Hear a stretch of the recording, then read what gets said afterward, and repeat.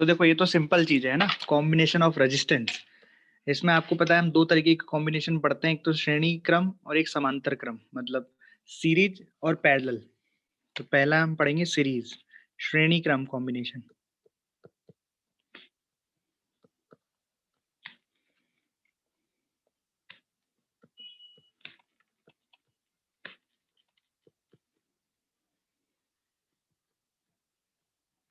तो series combination में क्या होता है, मान लो कि ऐसे होता है उसमें कि एक के पीछे एक रेजिस्टेंस लगे होते हैं इस तरीके से। मान लो 3 रेजिस्टेंस हमने लगा दिए और इनको कर दिया बैटरी से कनेक्ट। तो बैटरी से R1, R2, R3 और ये पोटेंशियल लगा दिया V। ठीक है, तो सबसे पहले मैं आपको समझाता हूँ कि कॉम्बिनेशन का मतलब क्या होता है। कॉम्बिनेशन का मतलब होता है कि इन तीनों रेजिस्टेंस को हटा के इनकी जगह पे एक रेजिस्टेंस लगा दूं जो कि सेम इफेक्ट पैदा करे, या फिर मैं बोल दूं सेम करंट पैदा करे जो इस वाले सर्किट में हो रहा था। तो इन तीनों को हटा के एक रेजिस्टेंस लगा दूं जिसको हम बोलेंगे आर इक्विवेलेंट। तो यहाँ पे जितना भी करंट हो रहा था उतना ही करंट यहाँ पे भी होना चाहिए। तो जैसे यहाँ पे करंट कितना हो रहा था, मान लो करंट आई था, तो आई कितना था, V upon R1 plus R2 plus R3 होगा। कैसे निकाला हमने, ये हमने यहाँ पे 0 मान लिया, यहाँ V मान लिया इस तरीके से। और इसमें भी उतना ही करंट पैदा होना चाहिए, सेम करंट। तो करंट बराबर यहाँ पे कितना होगा वैसे, V अपॉन R इक्विवेलेंट।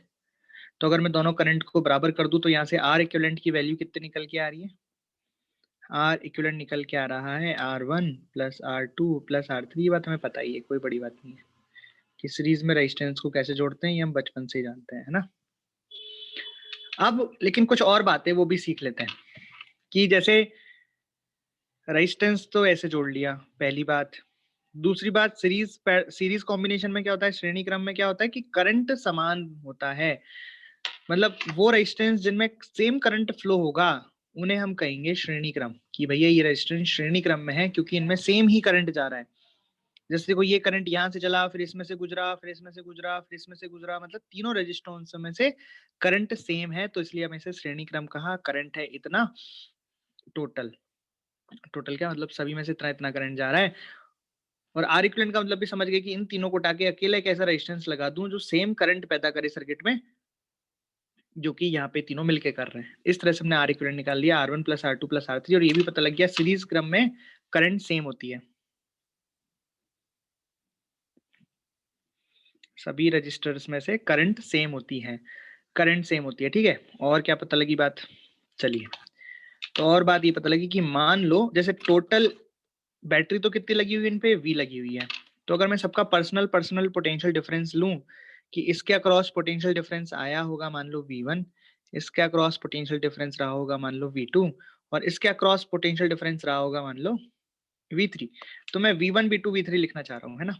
तो V1 बराबर कितना हो जाएगा, V1 हो जाएगा कि देखो सर्किट में से करंट कितना जा रहा है I, तो मतलब इस रेजिस्टेंस में भी करंट कितना जाएगा I, और इसका रेजिस्टेंस कितना है R1, तो V1 कितना हो जाएगा I इंटू R1। ऐसे ही मैं V2 और V3 भी निकाल सकता हूँ। V2 कितना हो जाएगा I इंटू R2, और ऐसे ही V3 भी हो जाएगा, V3 बराबर I इंटू R3। ठीक है, तो ये तो इन टर्म में हो गया फॉर्मूला, ये V1 का फॉर्मूला बन गया I into R1, I into R2, I into R3।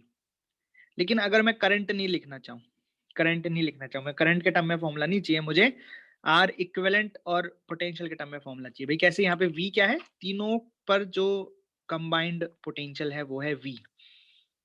V1 V2 V3 क्या है, इनके personal personal potential difference. V क्या है, तीनों रेजिस्टेंसों पे जो ओवरऑल पोटेंशियल डिफरेंस है।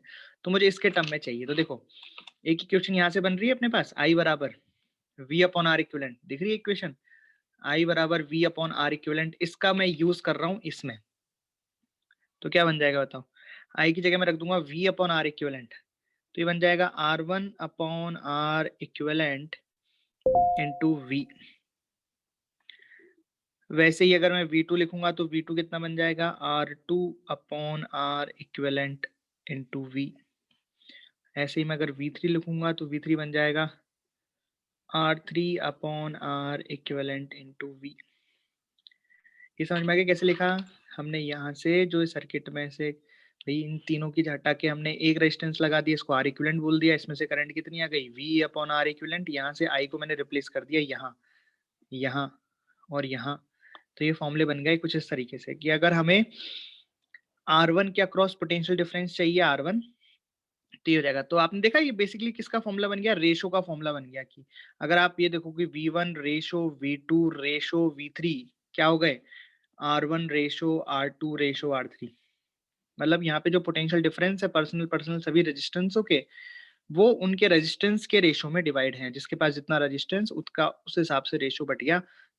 और बटा किसका, अच्छा हाँ यहाँ पे एक चीज और, अगर V1 plus V2 plus V3 लिखो तो क्या आएगा, V आएगा। V आएगा इस तरीके से। तो ये कुछ बातें हो गई, ये आपको याद रखना है। तो देखो आप श्रेणी क्रम में कैसे जोड़ते हैं रेजिस्टेंस को, वो तो आपको याद है ही।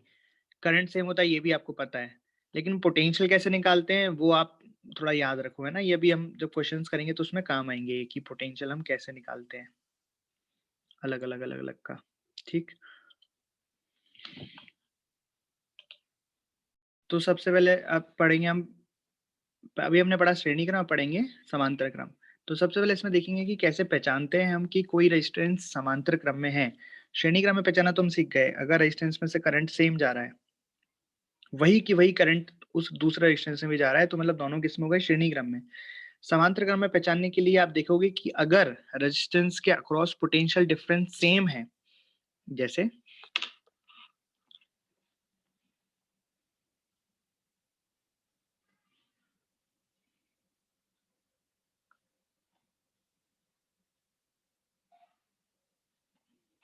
जैसे यहाँ पे 3 रेजिस्टेंस है और इनको मैंने यहाँ पे बैटरी से लगा दिया। तो ध्यान रखना यहाँ पे डायग्राम ऐसा बना रहे हैं तो यहाँ तो साफ साफ दिख रहा है कि ये तीनों पैरेलल में है, लेकिन कई बार सर्किट इस तरीके से बना हुआ कि आपको दिखेगा नहीं। तो वहां कैसे करोगे, वहां भी मैं आपको बताऊंगा। खैर पहले इसमें देख लो कि पैरेलल क्या होता है। जैसे मैंने यहाँ पे पोटेंशियल डिफरेंस मान लिया V, और सभी का रेजिस्टेंस हो गया R1 R2 R3।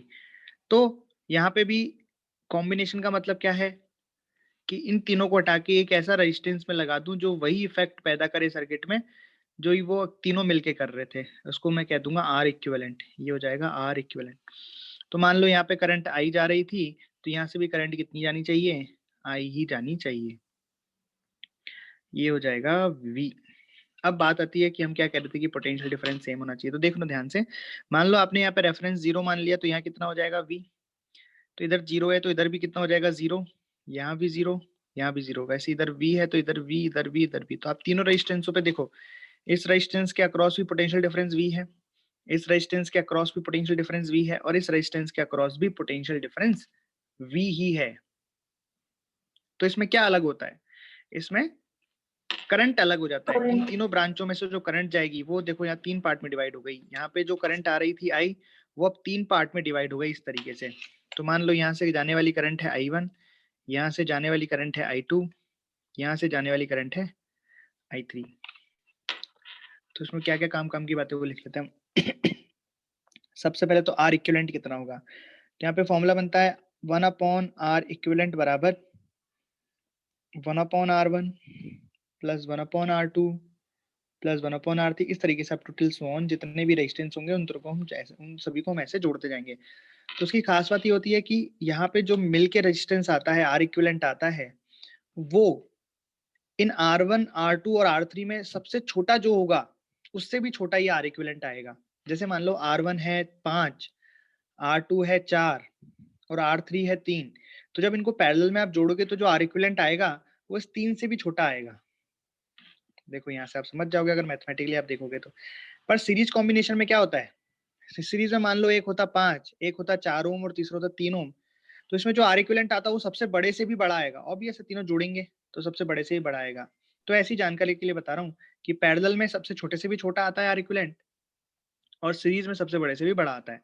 तो हमने यहाँ पे R इक्विवेलेंट निकाल लिया भाई, ऐसे आएगा अब बात कर लेते हैं करंट की कि I1 कितना होगा, I2 कितना होगा, I3 कितना होगा। जैसे वहां पे हमने पोटेंशियल डिफरेंस निकाला था हर किसी का अलग अलग, यहाँ पे करंट सभी का अलग अलग निकालना है। तो I1 कितना होगा, तो मैं यहाँ से देख के बता सकता हूँ कि R1 के अक्रॉस पोटेंशियल डिफरेंस है V, तो करंट हो जाएगा V अपॉन R1।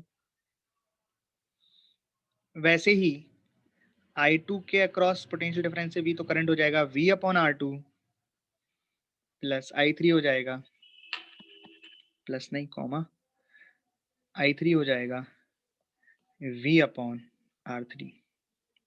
लेकिन अगर इसी फॉर्मूले को मैं चाहता हूँ उसमें आर इक्विवेलेंट के टर्म में लिखना, तो मुझे एक इक्वेशन बनानी पड़ेगी V की। वो इक्वेशन में यहाँ से बनाता हूँ इक्विवेलेंट सर्किट से। यहाँ क्या लिख सकता हूँ मैं, V बराबर I इंटू आर इक्विवेलेंट लिख सकता हूँ। ये जो करंट है एक ही रेजिस्टेंस है, तो उसका क्रॉस पोटेंशियल डिफरेंस V हो गया। तो मैं यहाँ लिख सकता हूँ V बराबर I इंटू आर इक्विवेलेंट, और इस V को मैं इन तीनों में पुट कर दूंगा, यहाँ, यहाँ और यहाँ। तो कुछ अच्छे फॉर्मूले बन जाएंगे। क्या बन जाएंगे देखो, I1 आ गया R equivalent upon R1 into V,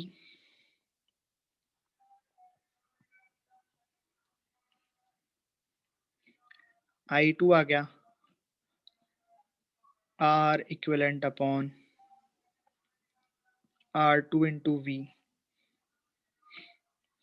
और I3 आ गया R equivalent upon R3 into V। मतलब यहाँ पे इनवर्सली प्रोपोर्शनल में डिवाइड हो जाता है करंट। मतलब जिसका ज्यादा रेजिस्टेंस होगा उसमें करंट कम जाएगा। ठीक है,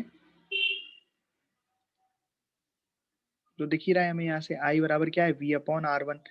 मतलब अगर रेजिस्टेंस ज्यादा होगा तो करंट कम होगा। अच्छा, पर ये बात तो क्लियर है कि तीनों करंट का जो समेशन होगा I1 plus I2 plus I3, वो I के बराबर होगा। और यहाँ पे क्या सेम होगा, यहाँ करंट सेम नहीं होता, यहाँ पोटेंशियल डिफरेंस सेम होगा सभी रेजिस्टेंसों में। तो ये कुछ बातें हो गई पैरेलल कॉम्बिनेशन के लिए, जो आपको याद रखनी है और काम आएंगी। ओके ओके, चलिए। तो यहाँ पे हमने V की वैल्यू डाली थी, है ना, यहाँ V की डाली थी ना, सही बात है, I into are equivalent. Current divide हो रहा है ना, सही बात है जी।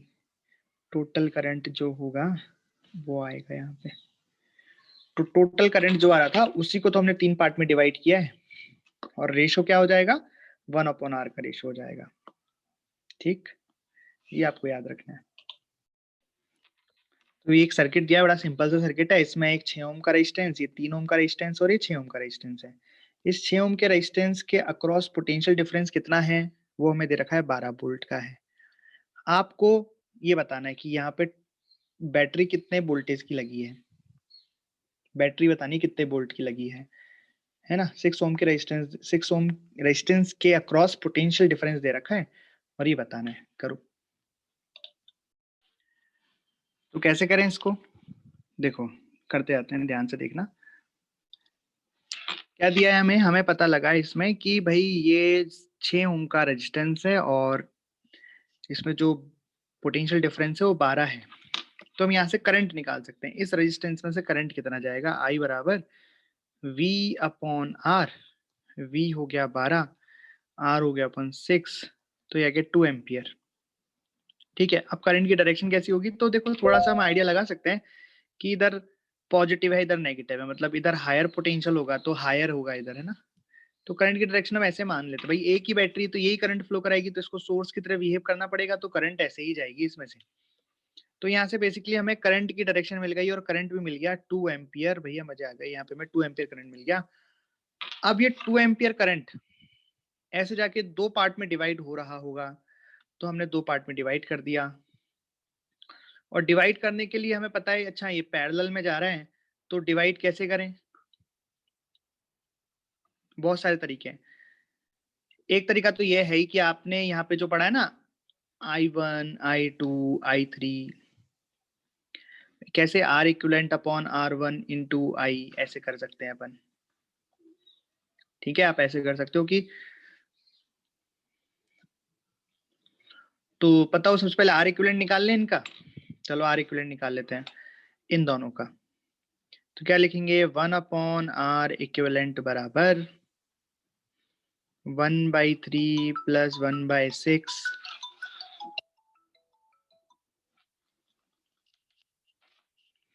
1/3 प्लस 1/6 एक सेकेंड,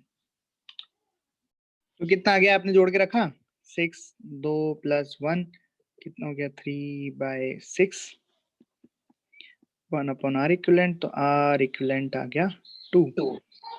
ठीक है, तो हमने मान लिया इसमें से करंट गया मान लो I1 और इसमें से गया मान लो I2। मैं आपको पूरा करके दिखा रहा हूँ, इतनी की जरूरत नहीं है वैसे, केवल वोल्टेज निकालना है, मतलब बैटरी के वोल्टेज निकालने तो इतनी जरूरत नहीं, लेकिन ठीक है चलो प्रैक्टिस हो जाएगी। तो I1 कैसे लिखते हैं अपन, R इक्विवेलेंट अपॉन R1। तो R इक्विवेलेंट कितना हो गया 2 और R1 कितना हो गया यहाँ पे 3 और टोटल करंट कितना है 2, तो कितना आ गया है 4/3 एम्पियर। और I2 कितना हो गया R इक्विवेलेंट अपॉन R2, तो ये वाला हो गया 2/3 एम्पियर। आप दोनों को टोटल जोड़ोगे तो 4 और 2 6 बट डिवाइड बाई 2 तो टोटल 2 एम्पियर आ रहा है, मतलब सही है 2 एम्पियर आके इस तरीके से इसमें डिवाइड हो गया, बहुत बढ़िया। तो I1 I2 भी निकाल लिया, लेकिन हमें क्या चाहिए, हमें तो ये चाहिए ही नहीं था I1 I2, हमें तो ये चाहिए कि ये वोल्टेज कितना है। तो आप ऐसे कर सकते हो, या तो वोल्टेज कितना है, देखो ये वाले जो वोल्टेज होंगे वही तो जाके यहाँ डिवाइड होंगे, तो 12 तो इस पे आ गए, इन पे कितना है आप ये बता सकते हो। तो भाई 3 ओम का मतलब रेजिस्टेंस 3 ओम में से करंट कितनी जा रही है, हमने ये निकाल लिया 3 ओम में से करंट जा रही है I1 बराबर 4/3।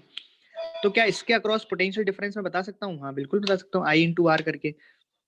तो इसके अक्रॉस पोटेंशियल कितना हो जाएगा I1 इंटू 3, I1 कितना है 4/3 इंटू 3, तो कितना आ गया है 4 वोल्ट। जितना इसके अक्रॉस आया उतना ही नीचे वाले के अक्रॉस आएगा, इसके अक्रॉस भी कितना आ गया 4 वोल्ट, तभी तो ये बोल रहे हैं पैरेलल में।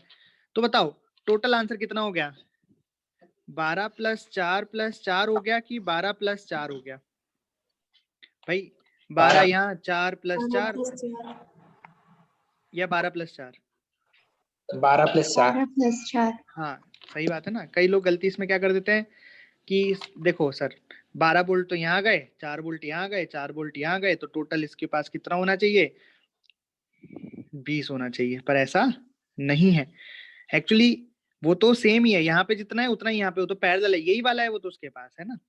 इसलिए आपका फाइनल आंसर आ गया कि 12 वोल्ट तो इधर प्लस 4 वोल्ट इस पे, तो टोटल 16 वोल्ट की बैटरी होनी चाहिए। तो 12 तो इस पे चले जाएंगे और 4 इस पे चले जाएंगे, इस तरीके से। कोई दिक्कत, ये हो गए अपने सिंपल वाले कॉम्बिनेशन। ठीक है, इसमें हमने सीरीज पढ़ा, पैरेलल पढ़ा। अब थोड़े कॉम्प्लेक्स कॉम्बिनेशन हमें पढ़ने हैं, थोड़े जटिल कॉम्बिनेशन आते हैं, उनका आर इक्विवेलेंट कैसे निकालते हैं वो हमें सीखना है।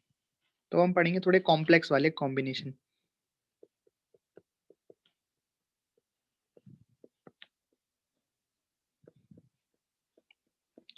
उस कॉम्प्लेक्स कॉम्बिनेशन में सबसे पहले आता है व्हीटस्टोन ब्रिज। तो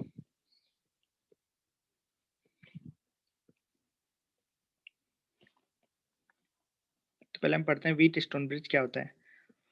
तो व्हीटस्टोन ब्रिज एक विशेष प्रकार की कॉम्बिनेशन है, इसमें 4 रेजिस्टेंस 5 रेजिस्टेंस लगे होते हैं इस तरीके से।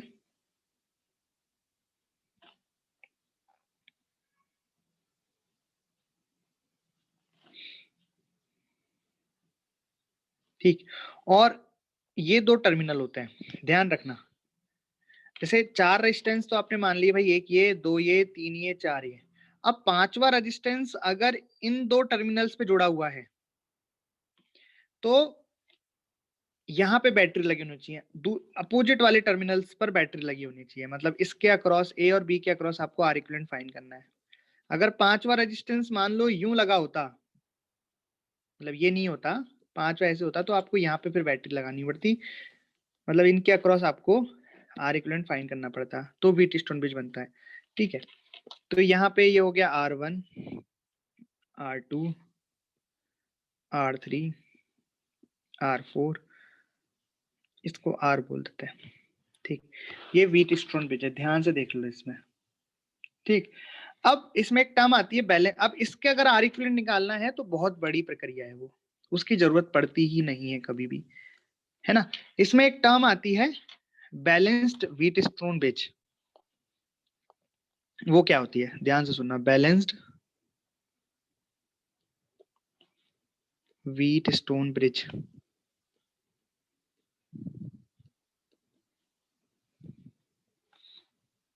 ये क्या होती, ये कब आती है, जब ये रेशो सेम हो जाए, R1 और R3 का रेशो R2 अपॉन R4 के रेशो के बराबर हो जाए।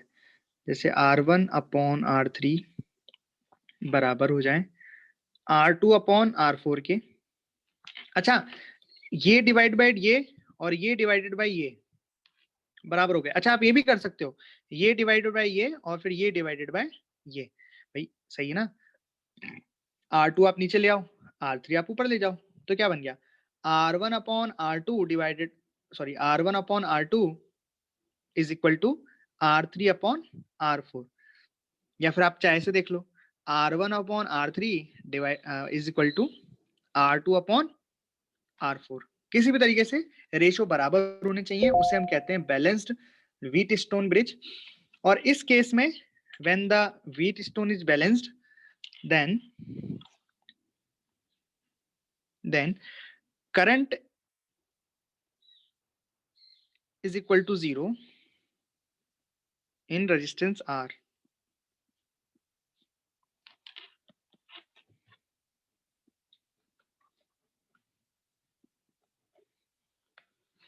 जब व्हीट स्टोन ब्रिज बैलेंस्ड हो जाएगा तो ये जो बीच वाली ब्रांच है, ये वाली ब्रांच, इसमें से करंट कितना आएगा, 0। मतलब हम इस ब्रांच को हटा सकते हैं। अगर balanced wheat stone bridge balanced है तो हम इस सर्किट को इस तरीके से बना सकते हैं। किस तरीके से, ये हटा दो, समझ गए। तो इसमें से तो निकालना बड़ा मुश्किल था, आर इक्विवेलेंट निकालना बड़ा ही डिफिकल्ट सा था, क्योंकि हम क्लियरली आइडेंटिफाई ही नहीं कर पा रहे हैं कि कौन सीरीज में है और कौन पैरेलल में है। सही बात है भाई, यहाँ पे तो समझ में ही नहीं आ रहा है कि ये R1 और R3 पैरेलल में है क्या। क्यों, क्योंकि इनके अक्रॉस पोटेंशियल डिफरेंस तो सेम नहीं है भाई। यहाँ का पोटेंशियल अगर V मान लें तो यहाँ का V1 मान लें तो यहाँ का तो कुछ अलग ही हो गया V2, बिकॉज रेजिस्टेंस आ रहा है ना बीच में वैसा। पर हमने जब इसको हटा दिया, बैलेंस रिटर्न भी हो गया, इसमें से करंट ही नहीं है, इसमें करंट ही नहीं जा रहा है। करंट नहीं जा रहा है का मतलब अगर यहाँ का पोटेंशियल हमने V1 लिया तो यहाँ का पोटेंशियल भी V1 हो गया, तभी तो पोटेंशियल डिफरेंस 0 होने की वजह से करंट 0 हो गया। तो उस केस में हम कह सकते हैं कि अब ये दोनों क्या हो गए, पैरेलल में आ गए भाई। यहाँ का पोटेंशियल V, यहाँ का V1, तो यहाँ का भी V1, क्योंकि यहाँ का करंट हो गया 0। तो आप कह सकते हो उस केस में कि ये दोनों पैरेलल में आ गए, या फिर आप कह सकते हो कि ये दोनों सीरीज में आ गए। उससे सेम ही आंसर आने वाला है।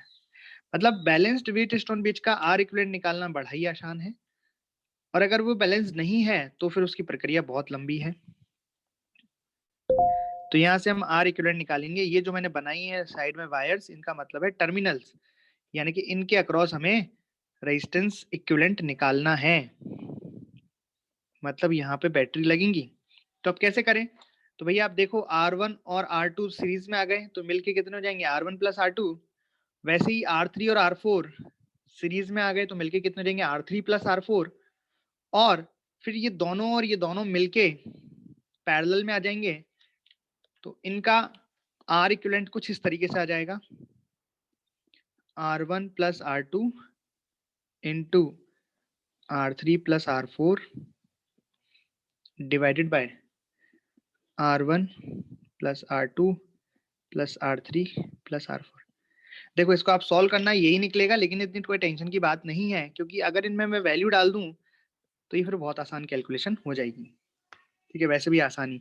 अच्छा, इफ इसमें एक केस ले लेते हैं कि इफ R1 बराबर R2 बराबर R3 बराबर R4 बराबर R, मतलब जो सभी रेजिस्टेंस हैं वो R के बराबर हो जाएं, तो इस केस में R इक्विवेलेंट कितना आ रहा है, सॉल्व करो एक बार। अगर सभी रेजिस्टेंस समान हो जाएं तो कितना आ रहा है, आप सॉल्व करो। तो यहाँ से R प्लस R 2R, यहाँ से R प्लस R 2R, और यहाँ से 4R। तो R से R गया, 2 4 गया, तो R ही आ गया। R आ गया, R इक्विवेलेंट R ही आ जाएगा। समझ लो, कोई डाउट तो पूछो। चलिए, A और B के अक्रॉस टर्मिनल ए और बी के अक्रॉस आर इक्विवेलेंट फाइंड करो।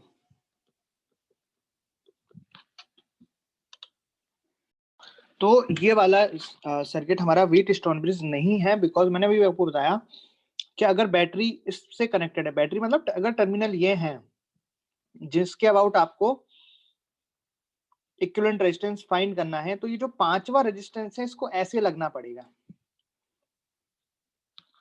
तो अच्छी बात है व्हीट स्टोन नहीं है तो, क्यों? ये तो और भी आसान हो गया, इसमें कुछ करना ही नहीं है। कैसे कि भाई ये आर और ये आर, अगर जो करंट इसमें से जाएगा उतना ही करंट इसमें से भी आएगा, तो ये दोनों सीरीज में हो गए, तो मिलके कितने आ गए? 2R। 2R।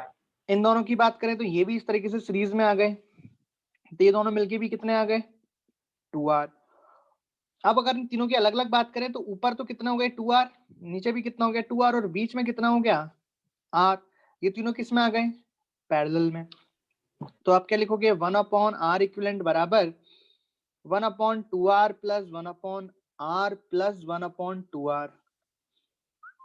आप इसको सॉल्व करोगे, 2R एलसीएम लोगे तो 1 + 2 + 1 कितना आ गया? 4/2R। तो बेसिकली आ गया 2/R। तो R इक्विवेलेंट आ गया R/2। सही, लिख दो सीधा R/2। हाँ सर। तो आंसर आ गया आपका R/2। किसी को कोई दिक्कत है तो पूछ सकता है, क्योंकि चलिए ये वाला क्वेश्चन है, इसमें आपको R इक्विवेलेंट बताना है। तो ये जो मैं बनाता हूँ, दिस इज अ टर्मिनल, इनके अक्रॉस ये A और B मान लो, तो R इक्विवेलेंट बताना है आपको A और B के अक्रॉस।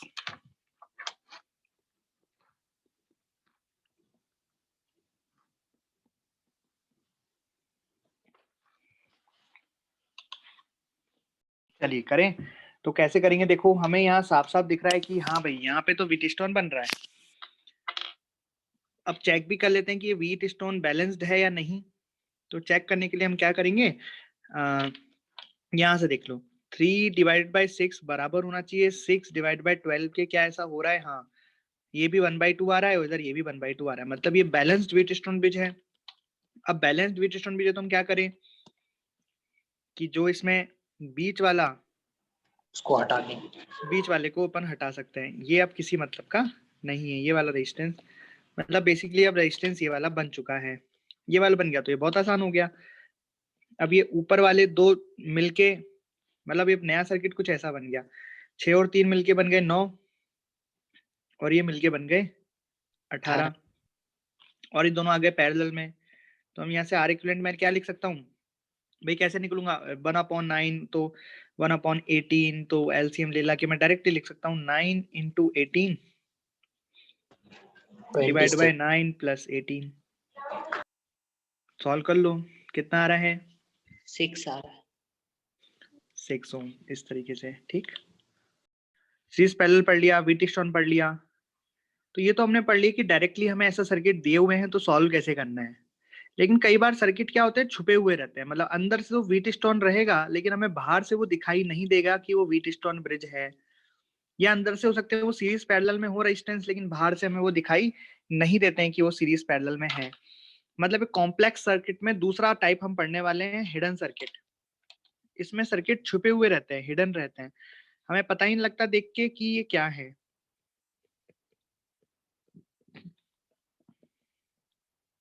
तो इनको करने का तरीका क्या होता है? जैसे अभी मैं कराऊंगा आपको, तो उसमें आपको देख के पता नहीं लगेगा कि वो क्या है, मतलब व्हीट स्टोन बन रहे हैं कि क्या बन रहे हैं, लेकिन होते वो बड़े सिंपल हैं। तो उनको करने का एक तरीका होता है। क्या तरीका होता है? मैं पहले हल्का हल्का आपको लिख देता हूँ, फिर मैं आपको करके दिखाता हूँ, उसी से सीखोगे।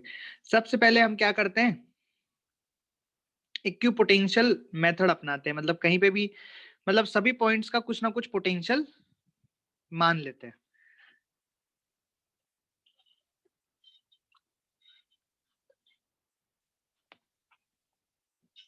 सभी को कुछ ना कुछ पोटेंशियल दे दो, ठीक है, सभी को कुछ ना कुछ पोटेंशियल दे दो, उन्हें फिर पेपर पे ड्रॉ कर लो, और फिर देखो कि, हाँ पॉइंट मेथड बोल लो उसको, है ना, उसके बहुत नाम है। कुल मिला के हमें सर्किट को रीड्रॉ करना होता है क्योंकि वो हिडन है ना, तो जैसे उन्होंने बनाया हुआ है वैसे तो हमें कुछ दिखा नहीं, तो हम उसको नए तरीके से ड्रॉ करते हैं ना। अब देखना, मैं यही काम करूंगा, पहले पोटेंशियल दूंगा सभी को और फिर उसको रीड्रॉ करूंगा।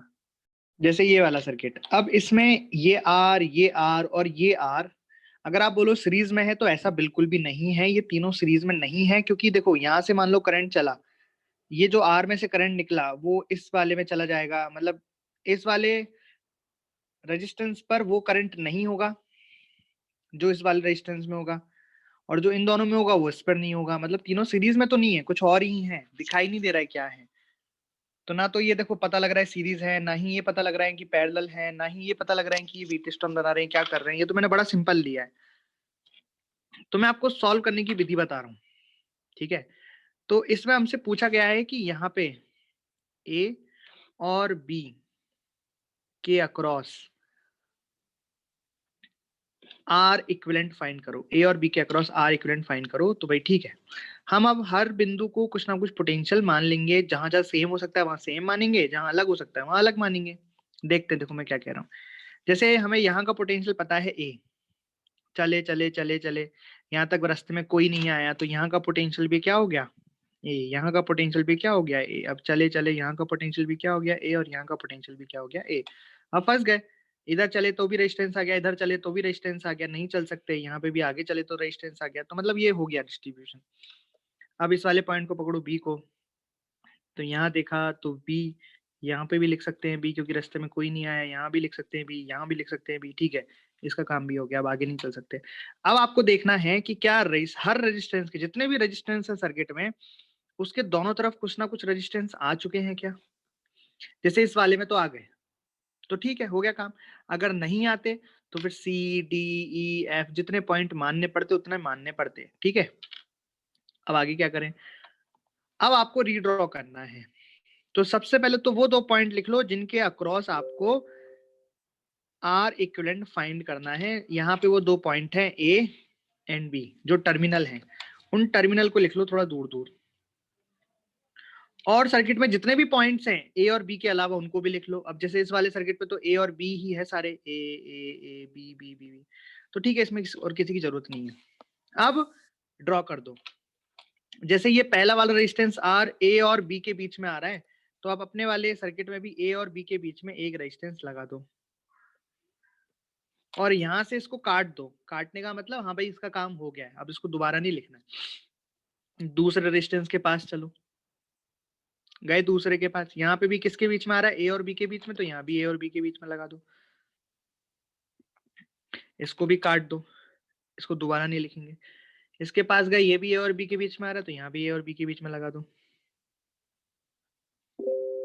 तो ये जो अजीब सा सर्किट आपको दिख रहा था, अब ये कितना बढ़िया सर्किट दिख गया। अब तो साफ साफ पता लग गया ये तीनों किसमें है, पैरेलल में ही है, और इसका आंसर आ जाएगा R/3। तो इस तरीके से, तो ये हिडन सर्किट था। यहाँ पे हमें देख के तो पता नहीं लग रहा था कि तीनों पैरेलल में, लेकिन जब इसको रीड्रॉ किया गया तो इसको पैरेलल पता लग गया। ऐसे करते हैं, ये बोलते हैं अपन हिडन सर्किट। तो इसकी प्रैक्टिस करते हैं अपन, ठीक है। तो ये वाला सवाल आपको दिख रहा होगा, यहाँ पे आपको ए और बी के अक्रॉस इक्विवेलेंट रेजिस्टेंस फाइंड करना है। तो इसमें सोचो, देख के तो कुछ समझ ही नहीं आ रहा कि कौन सीरीज है कौन पैरेलल। अगर आप बोलो कि अच्छा यहाँ पे 12, 4 और 8 आपको पैरेलल दिखाई दे रहा है, तो आप एकदम गलत हो, क्योंकि इनके अक्रॉस पोटेंशियल डिफरेंस सेम नहीं है, बीच में रेजिस्टेंस फंस रहे हैं।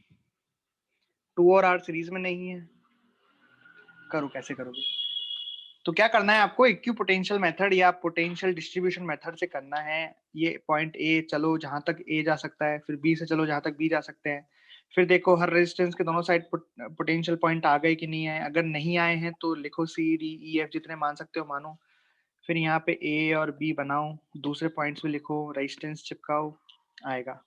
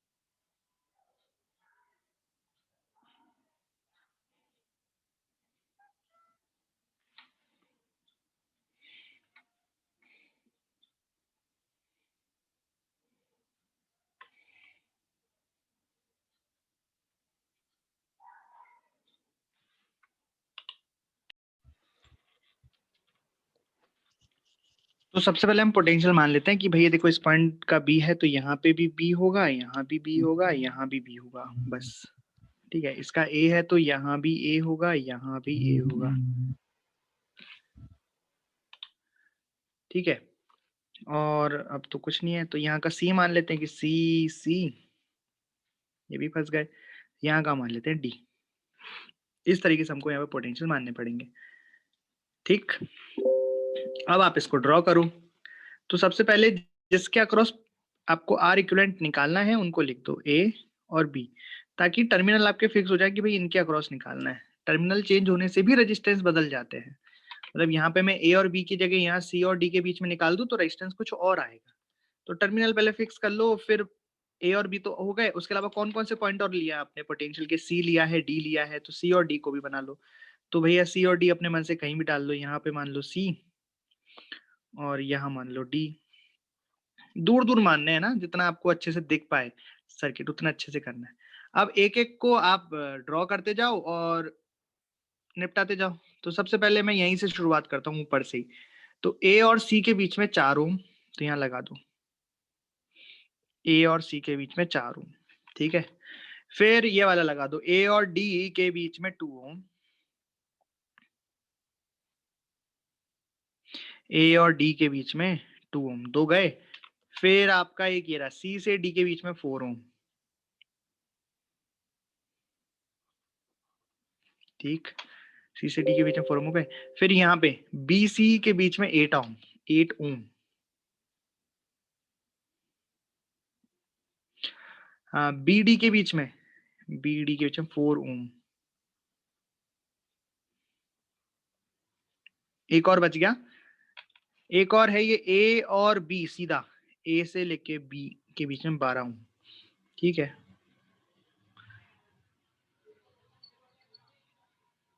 ऐसा।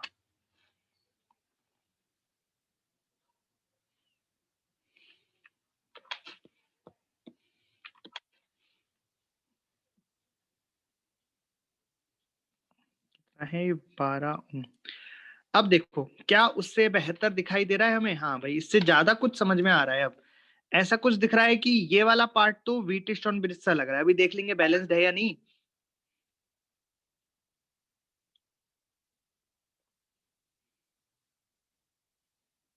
और ये डायरेक्टली उससे लगा हुआ है बी से, तो ये तो खैर डायरेक्टली हो गया, इससे तो कोई पंगा ही नहीं है हमें। यहाँ देख लेते हैं इसका। तो इसमें देख लेते हैं क्या ये बैलेंस्ड है क्या? 4/2, 4/2 कितना होता है? 2। इधर है 8/4, ये भी कितना होता है? 2। तो ओके, ये बैलेंस्ड है। अगर ये बैलेंस्ड है इसका मतलब इस 4 ओम का कोई काम नहीं है। इस 4 ओम को हम हटा सकते हैं। तो अब जो नया सर्किट बन गया वो कुछ ऐसा बन गया, ये 4 और 8 सीरीज में आ गए, इधर ये 2 और 4 सीरीज में आ गए, और ये फिर ये 12 और तीनों पैरेलल में आ गए। तो नया सर्किट कुछ इस तरीके से बना सकता हूं मैं, एक ऐसा, एक ऐसा और एक ऐसा। ठीक, ऊपर वाला कितना हो गया? 12, बीच वाला हो गया 6 और नीचे वाला हो गया 12। ये ए और बी। बस अब आपको इसका पैरेलल में 1/12 प्लस 1/6 प्लस 1/12 करके निकाल दोगे तो 1/12 प्लस 1/12 हो जाएगा 1/6, 1/6 प्लस 1/6 हो जाएगा 2/6, यानी कि 3, यानी कि आर इक्विवेलेंट कितना आ गया? 3 ओम। ठीक है, इस तरीके से उनको करना रहता है इसमें। आई बात समझ में? मतलब इसमें छुपे हुए सर्किट रहेंगे आपके सामने, आपको पता नहीं रहेगा, आपको ड्रॉ करना रहेगा तो वो दिख जाएगा। ठीक, तो क्या अप्रोच रहती है हमारी? किसी को भी सॉल्व करने की अप्रोच यही रहती है कि सबसे पहले हम जीरो मानते हैं, नहीं जीरो नहीं, पहले हम देखते हैं सीरीज पैरेलल है क्या।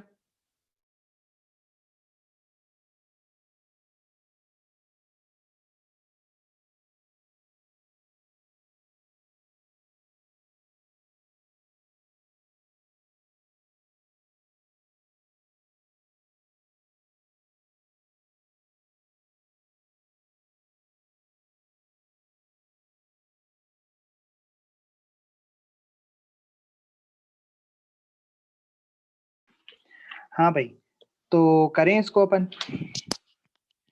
तो ए है, बी है, ये तो कहीं जा ही नहीं सकते, बस इनका यही हो गया। एक यहाँ पे सी मान लो, ठीक है भाई, और एक डी मान लेते हैं। तो डी ने बढ़िया काम कर दिया, यहाँ पे सब कनेक्टेड हैं, तो ये डी डी हो गए, सारे सारे डी हो गए, बहुत बढ़िया। तो मतलब कुल मिला के 4 पॉइंट हमें यहाँ मिल गए, ए बी सी डी। तो ए बी सी डी आप यहाँ जल्दी जल्दी बनाते जाओ। ए से सी, ठीक है, ये वाला बनाया मैंने, ए से सी। ये सी से बी, ठीक है। फिर सारे देखो यहाँ से ए से डी के बीच में एक, ठीक है, ए से डी के बीच में हो गया। अब सी से डी के बीच में 3 है, 1 2 3, सी से डी के बीच में 3 है, 1 2 3, ये तीनों भी हो गए। और फिर एक बी से डी के बीच में, बी से डी के बीच में एक है, ठीक है। और बाकी के डी से डी के बीच में और डी से डी के बीच में, तो यही डी से डी, डी से डी, डी से डी। तो बेसिकली पहली बात तो ये है कि जो डी से डी के बीच में है उनका कोई भी महत्व नहीं है, क्योंकि इनके दोनों साइड पोटेंशियल डिफरेंस सेम ही आ गया ना। अब पोटेंशियल डिफरेंस अगर सेम ही हो जाएगा तो करंट तो फ्लो होगा ही नहीं, तो कोई मतलब ही नहीं है उनका। और साथ में ही ये भी बन गए आर आर आर आर, तो बैलेंस्ड बीच स्टोन बीच बन गया, तो इनका मतलब इसका भी कोई मतलब नहीं है जो बीच में ये है। तो ये 2 और ये 3 कट गए, इनका कोई महत्व नहीं है। नया रेजिस्टेंस हमारा कुछ इस तरीके से बन गया,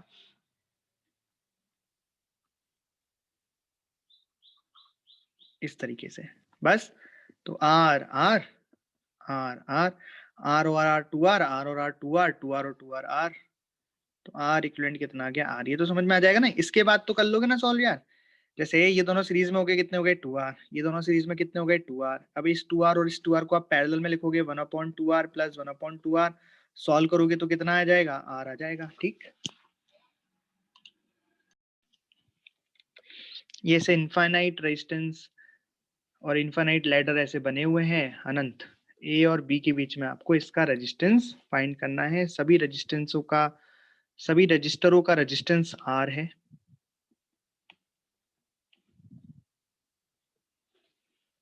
इनका आर इक्विवेलेंट हमें फाइंड करना है ए और बी के अक्रॉस।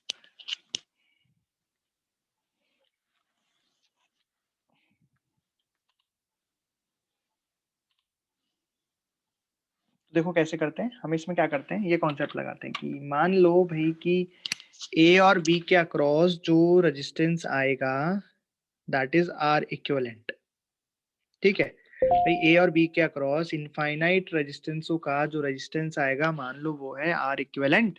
और हम ये मान रहे हैं कि इनफाइनाइट है और एज इट इज एक के पीछे एक लगते जा रहे हैं। तो मैं बोल रहा हूँ कि इतने सारे जो रेजिस्टेंस है इनफाइनाइट, उनका अगर आर इक्विवेलेंट है, उसमें से अगर मैं ये इतना पार्ट हटा भी दूं तो उसके बाद भी तो ये इनफाइनाइट बचा। तो इन सभी को हटा के भी तो मैं आर इक्विवेलेंट लगा सकता हूँ, उन सभी का भी तो आर इक्विवेलेंट ही होगा। बोल रही भाई अनंत रेजिस्टेंस है ना, इन सभी का रेजिस्टेंस आर इक्विवेलेंट है, ठीक है। अगर इन अनंत रेजिस्टेंसों में से मैं एक कड़ी हटा भी दूं, एक सेगमेंट इसका हटा भी दूं, तब भी तो ये अनंत बचे, और अनंत का रेजिस्टेंस तो आर इक्विवेलेंट है। समझ में आई बात। मतलब मैं इसको इस तरीके से बना सकता हूं ना,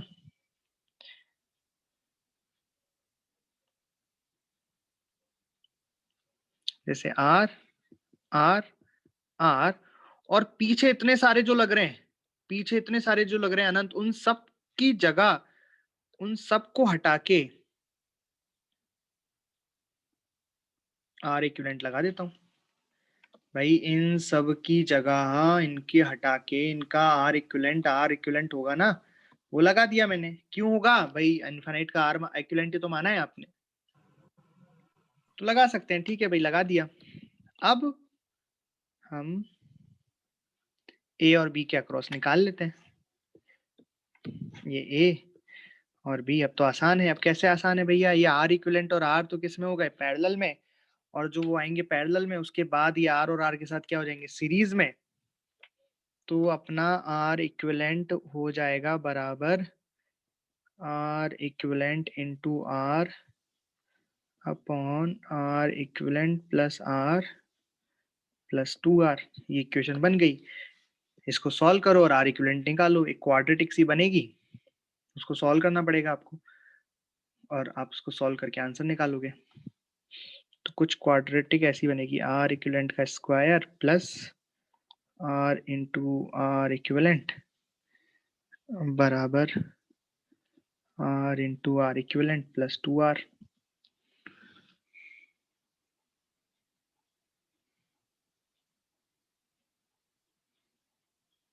ओह, मैंने गलती कर दी।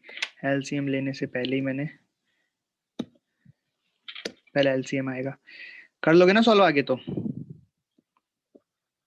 आंसर कर लेंगे।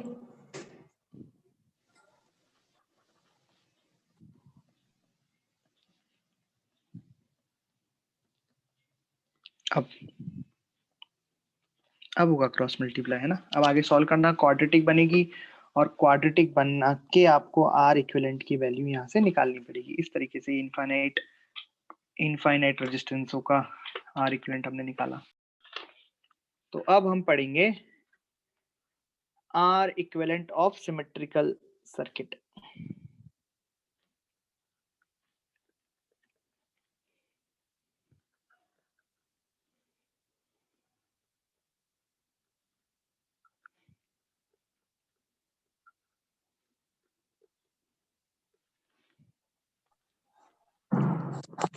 ठीक है, इसमें क्या होती है ना, सिमेट्री पाई जाती है। इसमें देखने में सेम सेम लगते हैं, तो इसमें कुछ सिमेट्रिकल के कॉन्सेप्ट लगा के हम उनको सॉल्व करते हैं। ठीक, एक तो वर्टिकल सिमेट्री जिसको हम करंट सिमेट्री भी कह देते हैं। इसमें करंट सेम दिखता है हमें, ना, करंट हम सेम देखते हैं। करंट सिमेट्री मतलब इस तरीके से आप इसमें बीच में मिरर रख दोगे। सर्किट है, तो जैसे ये सर्किट है, यहाँ पे इसके टर्मिनल हैं, ए टर्मिनल और बी टर्मिनल, तो आप इसके बीचों बीच में मिरर रखोगे। ठीक है, तो आपको जैसा सर्किट इधर दिखेगा वैसा की वैसा उधर दिखेगा। तो इसमें तो हमें करंट सिमेट्री लगाएंगे कि भाई जितना करंट इस वाली ब्रांच में, उसकी मिरर में जो प्रतिबिंब बनेगा उसमें भी उतना ही करंट होगा। और दूसरी होती है हॉरिजॉन्टल सिमेट्री।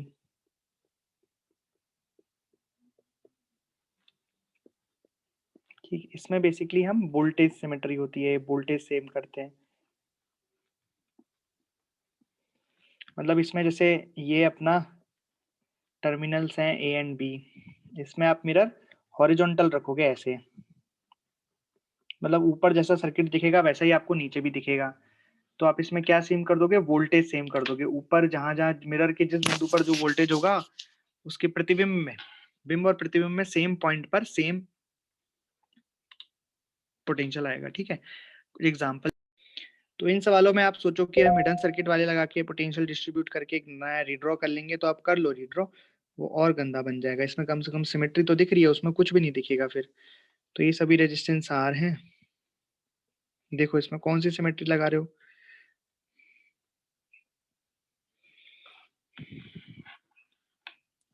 तो मैं ऐसे लगा सकता हूँ कि देखो ये टर्मिनल है, यहाँ पे अगर मैं मिरर रखूं, यहाँ पे अगर मिरर रखूं, तो जैसा मुझे इधर सर्किट दिखाई दे रहा है वैसा ही मुझे सर्किट इधर भी दिखाई दे रहा है। मतलब सेम पोटेंशियल हो जाएंगे। मतलब अगर यहाँ का पोटेंशियल मैं सी मान लूं, तो यहाँ का पोटेंशियल भी सी हो जाएगा, क्योंकि मिरर लग रहा है ना। तो ये हॉरिजॉन्टल सिमेट्री हो गई। भाई हॉरिजॉन्टल का मतलब मैंने क्या बोला था कि टर्मिनल से टर्मिनल के बीच में आपको मिरर लगाना है।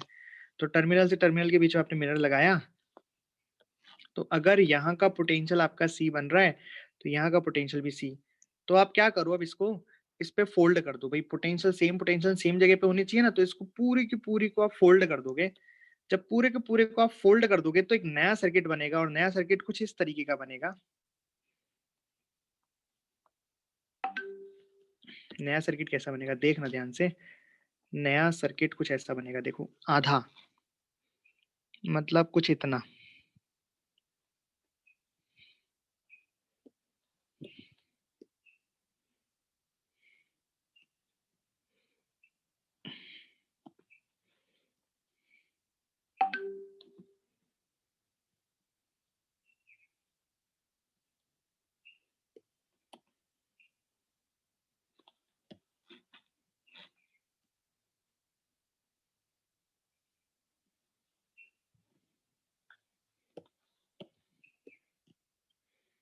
ऐसा आधा सर्किट बन जाएगा। आई बात समझ में थोड़ी थोड़ी? मतलब वो इस पे फोल्ड हो गया। अब फोल्ड हो गया तो ध्यान से देखना, ये वाला रेजिस्टेंस फोल्ड होके यहाँ आ जाएगा, ये भी आर है। ये वाला रेजिस्टेंस फोल्ड होके इस पे आ जाएगा, ये वाला रेजिस्टेंस फोल्ड होके इस पे आ जाएगा, ये वाला रेजिस्टेंस फोल्ड होके इस पे आ जाएगा। ये दोनों अकेले अकेले रहेंगे, ये वाला आर और ये वाला आर अकेले अकेले रहेंगे, ठीक। अब जरा सोचना कि जब ये वाला रेजिस्टेंस इस पे फोल्ड हो जाएगा, मतलब ये वाला पॉइंट तो ये है ही, सी वाला भी इस पे आ जाएगा, तो मतलब बेसिकली ये दोनों आर किस में आ गए, पैरेलल में। तो ये आर और आर मिलके कितने हो जाएंगे, r/2। ये भी आर और आर मिलके r/2 हो जाएगा, और ये भी आर और आर मिलके r/2 हो जाएगा। लेकिन ये दोनों आर ही रहेंगे, क्योंकि यहाँ पे तो कोई रेजिस्टेंस आया नहीं। तो इस तरीके से नया सर्किट बन गया। ध्यान से देखो बना कि नहीं बना, दिख रहा है क्या आपको? ये आर ऐसे फोल्ड हो गया ना, मानो ना फोल्ड हो गया, ऐसे फोल्ड हो गया, तो ये आर इस आर के ऊपर आ जाएगा, ये आर इस आर के ऊपर, और ये वाला आर इस आर के ऊपर आ जाएगा। भैया आप अगर वो भी बनाना चाहो कि भाई हम तो सर्किट बनाना चाहते हैं वो वाला, देखो ये सिमेट्री से आपको निकालना पड़ेगा कि अगर इसका पोटेंशियल सी है तो इसका पोटेंशियल भी सी आएगा। ये आपने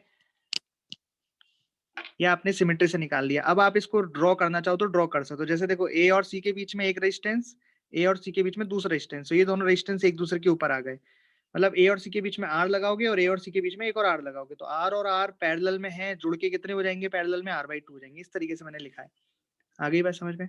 अब ये नया सर्किट बना, ये तो आपको देख लो बैलेंस्ड व्हीटस्टोन ब्रिज दिख रहा होगा। कैसे? ध्यान से देखो, r/r/2 और ये r/r/2 दिख रहा है। तो इस वाले का कोई काम नहीं है, मतलब यहां से हम इस वाले को काट सकते हैं क्योंकि बैलेंस्ड व्हीटस्टोन ब्रिज बन गया। तो अब ये R और ये R सीरीज में हो गए, ये r/2 सीरीज में हो गए। मतलब आपका नया सर्किट क्या बन गया एक तरीके से, R और R 2R, r/2 R, और ये दोनों पैरेलल में आ गए। अब इनको आप जोड़ोगे तो आपका मिल जाएगा ये R × 2R/3R, ये R इक्विवेलेंट आ गया। तो कितना हो गया, 2R/3। तो ये आंसर आ गया इस तरीके से। समझ में आया? ये देखो ये सिमेट्री से, तो सिमेट्री का यूज कहाँ था यहाँ पे, बस इतना था कि ये पोटेंशियल और ये पोटेंशियल सेम है, ये हमें नहीं पता लगता अगर हम सिमेट्री का यूज नहीं करते। एक बार सिमेट्री का यूज करने के बाद फिर तो हमने अपने तरीके से कर दिया। तो इतना सा यूज होता है सिमेट्री का, ठीक।